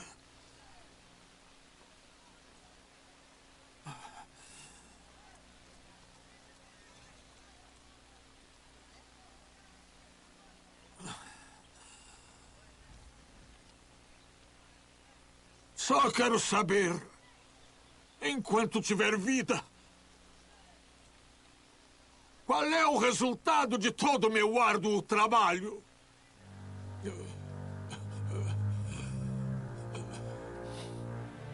Enquanto Galileu esperava, as cópias do seu diálogo passavam em silêncio entre os poderosos clérigos de Roma. Mas, curiosamente, o maior admirador de Galileu, o Papa, talvez nem tenha lido os diálogos. Em vez disso, Urbano VIII ouviu rumores. Rumores de que Galileu tinha posto suas palavras na boca de um tolo. Rumores de que Galileu não tinha escrito um discurso científico, mas uma sátira literária. O que Galileu fez foi escrever um grande trabalho de literatura. Ele o escreveu como um diálogo para ser um trabalho científico, mas também literário. E esperava que o mais culto, cosmopolita e progressista dos papas apreciasse, talvez esquecendo temporariamente que no fim dessa linda produção retórica havia uma ofensa, digamos, um tanto grave. No final, ele coloca palavras do Papa na boca de um simplório, que se Deus quisesse fazer o universo de alguma outra forma, de qualquer outra forma, além de fazê-lo parecer como é agora, ele teria feito. E, portanto, nenhum desses argumentos de que o Sol é o centro do universo ou a Terra pode ser definitivo. Anos antes, quando ele passeou pelos jardins do Vaticano com Galileu, o Papa teceu o mesmo argumento, dizendo que a obra de Deus pode estar além da compreensão humana. Os conselheiros de Urbano o convenceram de que ele tinha sido o modelo para o Simplício e que estava sendo feito de bobo. Urbano ficou muito zangado com o livro. E os dois nunca mais se falaram. O Papa convocou uma comissão especial para estudar o caso de Galileu e olhar o manuscrito. E essa comissão recomendou um processo para a Inquisição. A Inquisição enviou um documento para Galileu ordenando que ele aparecesse em Roma em outubro próximo. O velho tentou adiar a viagem, alegando estado de saúde ruim. Perto do Natal, Galileu recebeu nova ordem para aparecer. Ele poderia ir voluntariamente ou então acorrentado. Enquanto ele se preparava para sair de Florença, a filha de Galileu buscou prepará-lo para sua aprovação. Pai, eu lhe peço para não pegar a faca desses problemas atuais pelo lado afiado. Em vez disso, pegue-a pelo lado cego. Use-a para cortar todas as imperfeições que possa reconhecer em si mesmo. E chegue à consciência da vaidade e da falácia de todas as coisas terrenas. Em Roma, Galileu mais uma vez pôde ver o Vaticano das janelas da Embaixada da Toscana. Mas durante meses, suas intimações para a Inquisição não apareceram. A ordem de julgamento finalmente chegou em abril. Como a maioria desses procedimentos, o de Galileu foi conduzido com estrita formalidade e perfeita civilidade.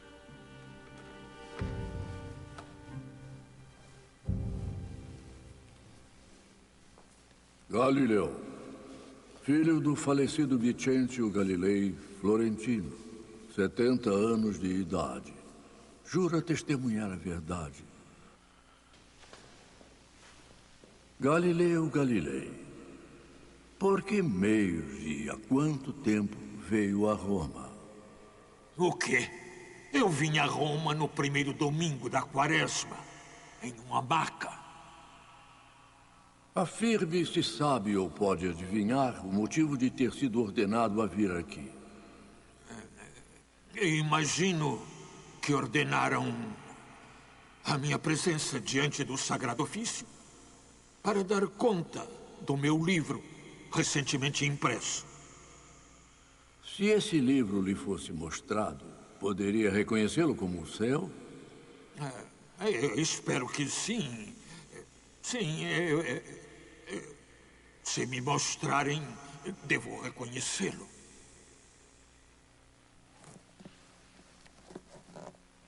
Foi mostrado a ele um livro impresso em Florença no ano de 1632, com o título de Diálogo de Galileu Galilei, etc. E quando ele o olhou e inspecionou, disse: conheço esse livro muito bem e o reconheço como meu. E reconheço tudo o que ele contém, como tendo sido escrito por mim.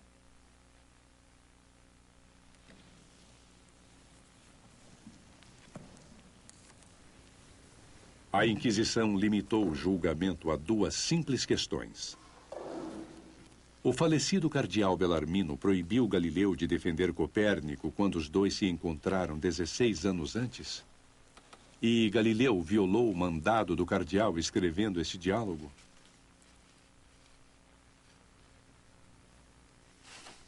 Que Galileu declare o que o eminente cardeal Bellarmino lhe disse quanto à decisão da Sagrada Congregação do Index, em certo dia do ano de 1616.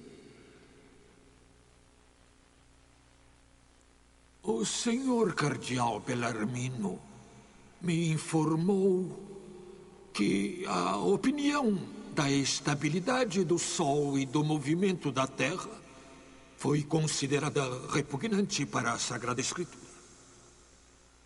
Eu acredito que o cardeal me notificou que era possível ter a opinião,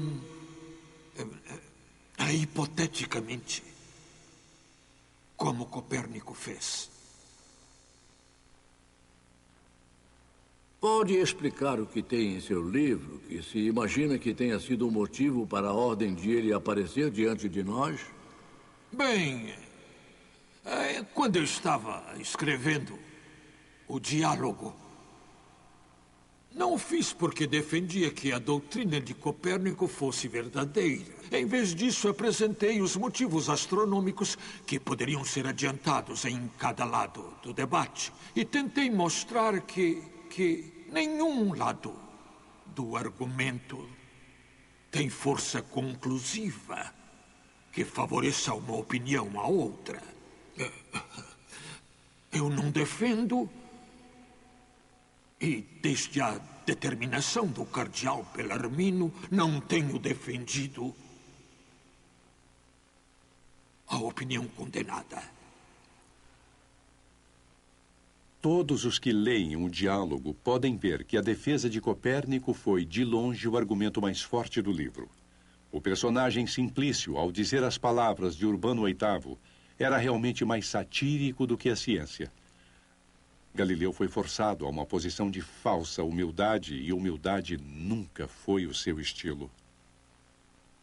Com respeito ao tribunal, eu recentemente reli os meus diálogos, depois de 3 anos, e concordo que, em várias partes, um leitor ignorante de meus reais propósitos pode supor que diversos argumentos possam sugerir uma real convicção da minha parte.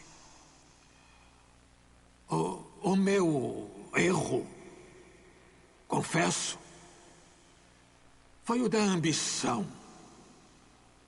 A natural inclinação de todos os homens com relação às suas sutilezas, de se mostrarem mais habilidosos do que outros homens ao criar argumentos a favor de propostas, mesmo que falsas propostas.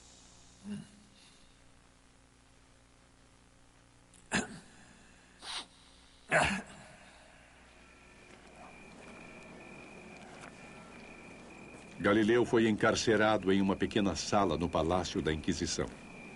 Parecia certo que seu diálogo seria proibido.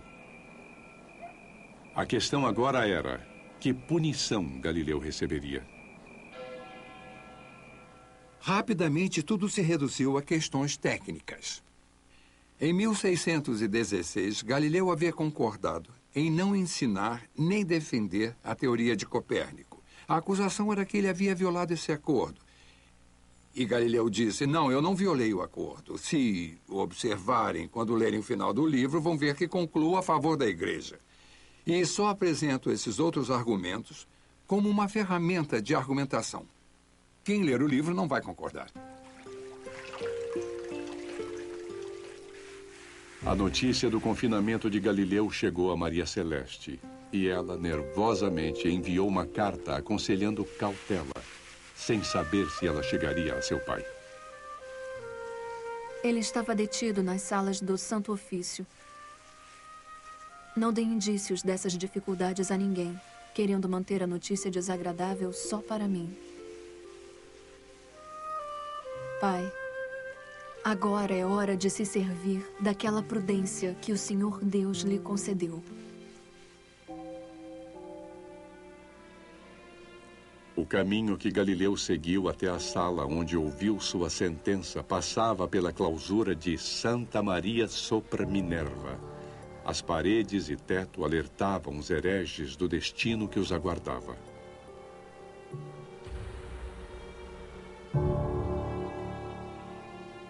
As pessoas que conduziam a Inquisição esperavam que qualquer um que viesse à Inquisição e visse essas cenas de pessoas que morreram na fé correta, percebesse que devia usar a coragem dos mártires para enfrentar seu próprio caso, enfrentar sua heresia sinceramente e ir para sua punição com a consciência limpa, porque ela foi levada de volta à ortodoxia.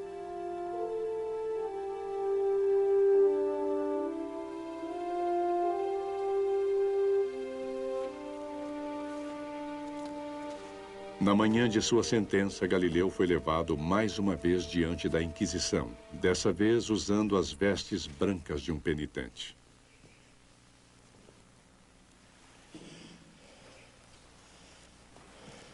Nós pronunciamos a sentença. Declaramos que o senhor Galileu Galilei, por motivo das questões detalhadas nesse julgamento, declarou-se no julgamento deste santo ofício veementemente suspeito de heresia. Ou seja, tendo defendido e acreditado em uma doutrina falsa e contrária à Escritura, de que o Sol é o centro do mundo e não se move, e que a Terra não é o centro do mundo e se move. Nós o condenamos ao aprisionamento nesse santo ofício à nossa disposição.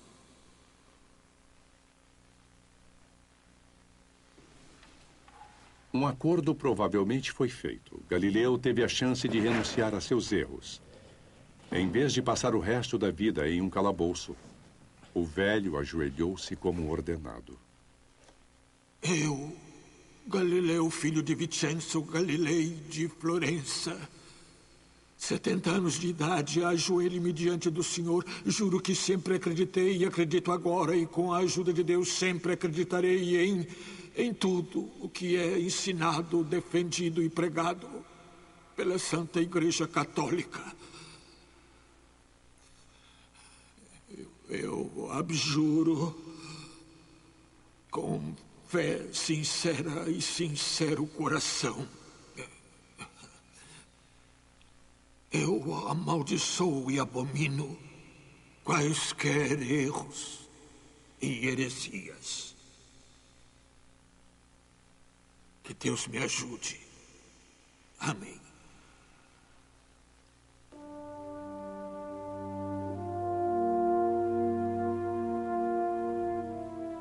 O julgamento de Galileu terminara.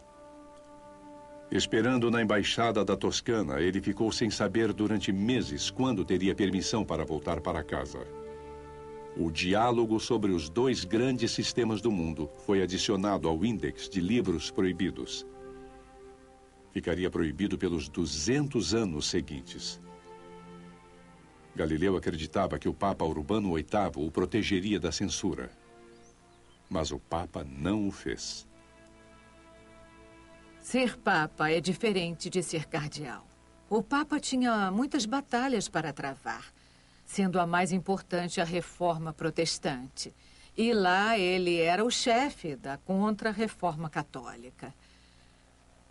E Urbano realmente foi acusado de não fazer as coisas certas para favorecer a causa católica. O Papa demonstrou grande interesse no que Galileu estava fazendo. Mas o Papa, de muitas formas, tinha outras preocupações além da ciência. Urbano VIII estava diante da Guerra dos 30 Anos. Todo o reino está sob a sombra de uma guerra civil, horrível, cruel, que estava dividindo o mundo cristão. Então, quando Galileu foi a julgamento, o Papa não podia se arriscar a defender seu amigo quando ele pessoalmente estava sob tal escrutínio. E Galileu se tornou supérfluo. Ele sente que pode se dar ao luxo de dar as costas a Galileu. E acho que Galileu não sabia o que estava por vir. Naquele ponto, a Toscana não tinha nada além da cultura. Galileu era a vanguarda do pensamento científico. Galileu é silenciado pelo Papa.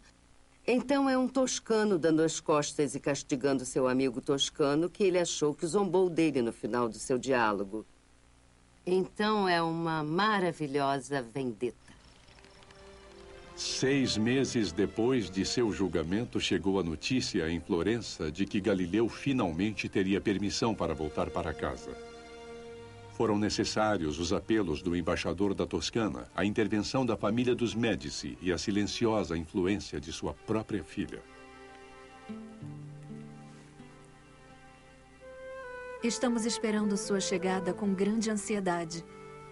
E nos alegramos de ver como o tempo melhorou para a sua viagem. Senhor, minha súbita alegria é muito grande e também inesperada.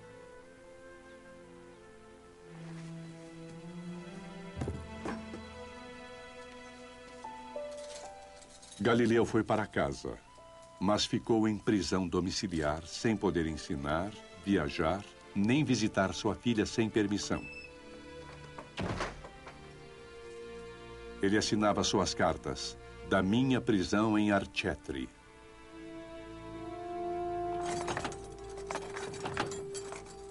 Ele ficou em prisão domiciliar. Não podia fazer qualquer movimento sem autorização. E também tudo o que ele podia ou não podia fazer era ditado pela igreja, apenas por ela.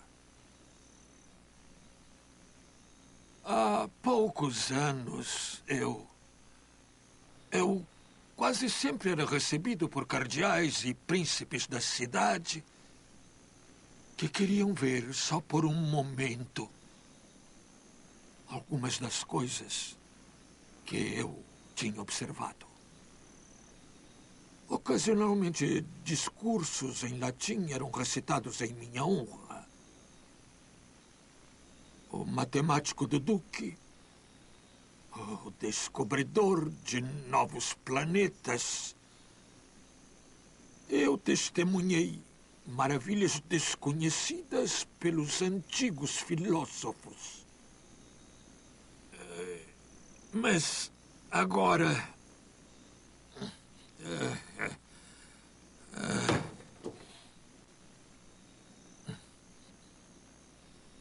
Agora, passo dias estéreis que são longos devido à inatividade e, no entanto, breves, se comparados aos anos que se passaram. Meu único consolo é a memória de antigas amizades, das quais tão poucas restam. Pai nosso que estás no céu, santificado. Galileu recebeu ordens de recitar orações de penitência toda semana. Embora doente, Maria Celeste responsabilizou-se por aliviá-lo deste fardo. Eu obtive permissão de aliviar sua sentença, Senhor, assumindo para mim a obrigação que o Senhor tem de recitar todas as semanas os 7 salmos. Eu já comecei a cumprir essa exigência.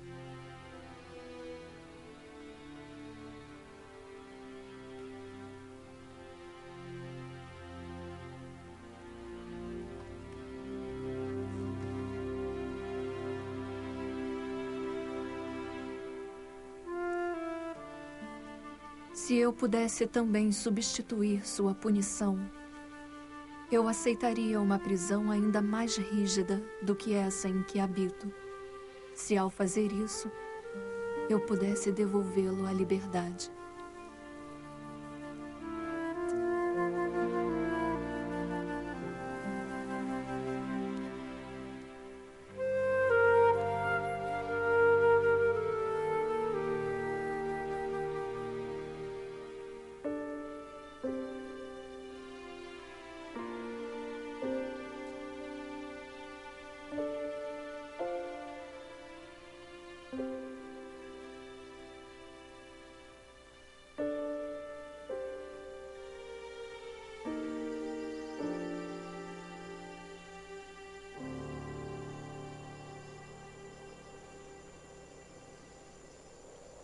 Embora suas cartas não insistissem nisso, a condição física de Maria Celeste tinha se debilitado na longa ausência de seu pai.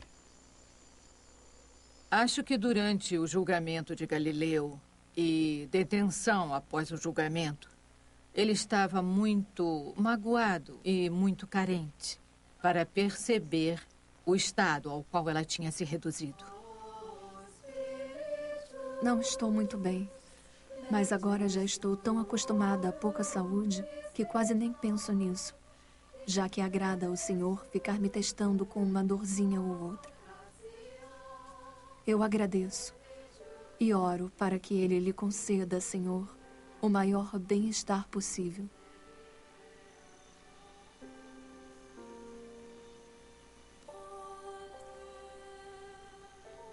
No fim de março, chegou a notícia de que Maria Celeste estava gravemente doente, com febre. Nos 10 dias seguintes, Galileu fazia curta caminhada até o convento tentando ficar com ela. Mas uma noite ela sucumbiu à disenteria, deixando o mundo com a idade de 33 anos.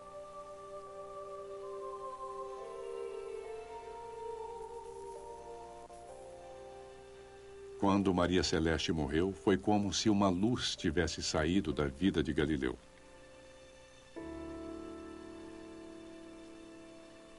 Só quando ele chegou em casa, como relatou, depois em cartas a vários colegas, ele descobriu que ela estava tão enfraquecida que então acabou sucumbindo a uma doença muito comum, mas que não precisava ter sido fatal.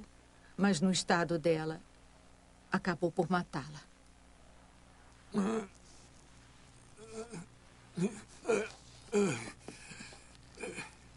Eu estou cheio de melancolia e tristeza. Tenho horror de mim mesmo. E constantemente ouço minha amada filha me chamar.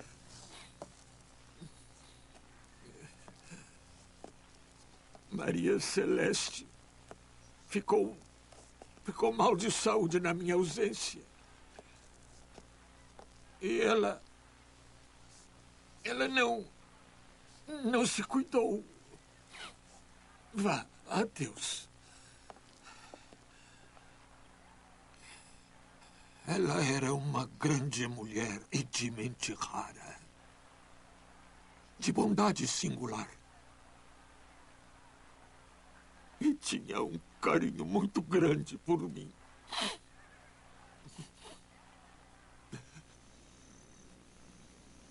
Dúzias de cartas pessoais de Galileu sobreviveram, mas nenhuma das que ele escreveu para a filha foi encontrada.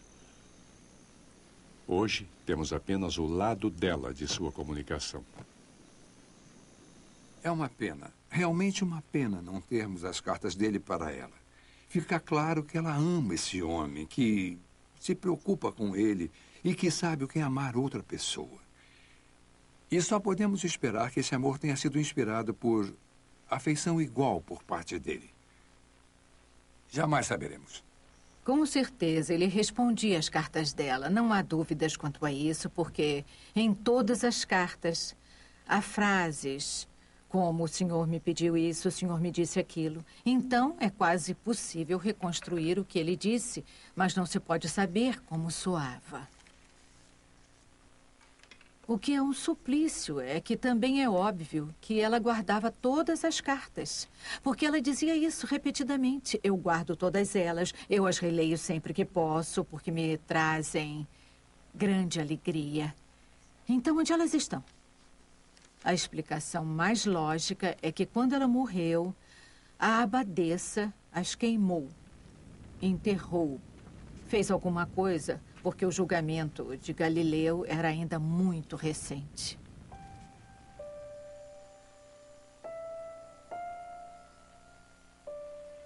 Lutando contra a progressiva cegueira e quase sempre confinado à sua cama, Galileu começou a reexaminar seu próprio trabalho anterior. Vejo que quanto mais a idade reduz a vivacidade e velocidade do pensamento, mais eu preciso lutar para compreender coisas que, quando eu era jovem, descobri e provei. Forçado a evitar a astronomia, Galileu olhava para o passado, para um tempo antes do seu telescópio, para sua pesquisa brilhante, mas nunca publicada, sobre a física do movimento. Há essa situação extraordinária em que ele fez descobertas realmente grandes no estudo do movimento em cerca de 1604 ou algo assim, e na época ele escreveu o texto em latim, mas tem muitas outras coisas empolgantes que aconteceram com Galileu que ele nunca tinha chegado a publicar. Então, de certo modo, foi uma bênção ele ter ficado em prisão domiciliar. Isso fez com que ele escrevesse os resultados. Galileu passou metade da vida tentando provar que a Terra se move. Agora, ele chegaria a termos com uma coisa muito mais básica, a matemática do próprio movimento.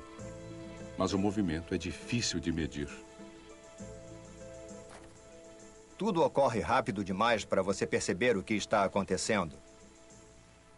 Galileu teve a brilhante ideia de retardar o movimento, então, em vez de tentar observar uma coisa cair, ele fazia bolas rolarem em inclinações suaves para que a velocidade aumentasse muito, muito devagar. Galileu raciocinou que conforme as bolas rolavam descendo as inclinações, elas aceleravam, assim como faziam em queda livre, muito mais lentamente.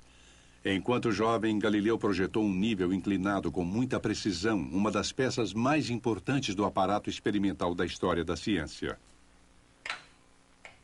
Galileu não deixou nenhum plano para trás para seu nível inclinado, mas com base em suas notas experimentais, o professor Roberto Caffarelli está usando o que ele acredita ser o projeto original de Galileu para descobrir como ele foi capaz de medir a aceleração com precisão.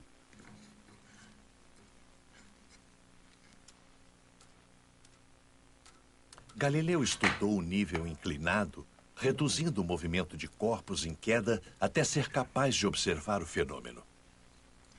Ele foi capaz de medir exatamente com que velocidade a bola rolou, marcada com o balanço de um pêndulo. Galileu tinha certeza de que a aceleração estável deve ser governada por uma regra matemática.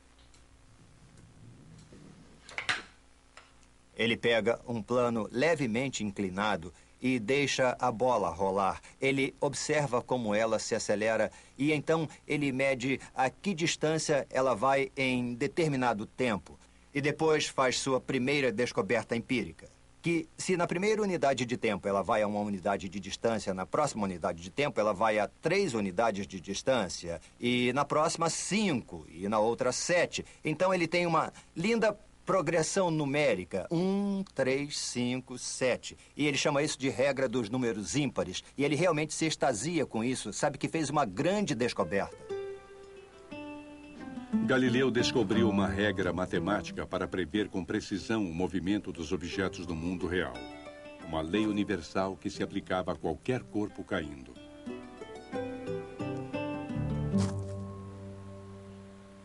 Por baixo dessa linda lei empírica que ele descobriu, ele viu uma lei claramente mais profunda, usando lógica matemática e deduções. E essa foi realmente a chave para todos os grandes sucessos posteriores. Primeiro de Newton e depois de Einstein e todas as outras maravilhas da ciência moderna.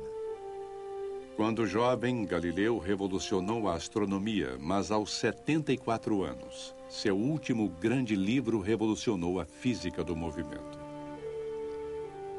Do ponto de vista da física, sua contribuição mais importante é seu discurso sobre as duas grandes ciências. Realmente, é esse livro que fornece a verdadeira base para Isaac Newton. Em uma geração, baseado na obra de Galileu, Newton vislumbrou um grupo de leis tão completas que podia descrever o movimento dos planetas em suas órbitas e como as maçãs caem das árvores. É muito difícil julgar qual parte da obra de Galileu é mais importante, porque, por um lado, ele estabeleceu algumas das leis básicas da física. Por outro lado, através de seu telescópio, ele descobriu ou provou pela primeira vez que realmente a Terra é apenas um dos corpos do universo. Que aquelas coisas que vemos à noite não são apenas pequenas chamas no céu ou na atmosfera, mas são corpos reais, semelhantes à Terra, que há em todo o universo. Outros corpos que podem ser similares ou diferentes do nosso, mas são nossos irmãos e irmãs no universo. Quando Galileu era jovem, a maioria das pessoas supunha que vivia no centro estático do mundo. Armado com seu telescópio, ele escreveu com convicção que nossa Terra era só mais um dos muitos planetas que giravam em torno do Sol. A Inquisição decidiu proibir o diálogo de Galileu, mas não teve o poder de proibir as ideias de Galileu. Sempre penso que seu diálogo sobre os dois grandes sistemas do mundo foi o livro persuasivo que fez com que fosse intelectualmente respeitável. Acreditar em um mundo que se movia, um universo heliocêntrico, Foi o livro que ganhou a guerra.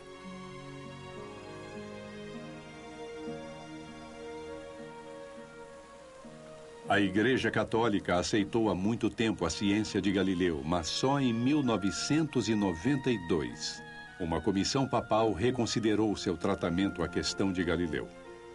O Papa João Paulo II disse que se cometeram erros no caso de Galileu e usou a língua de Galileu para falar do relacionamento entre fé e razão, entre religião e ciência.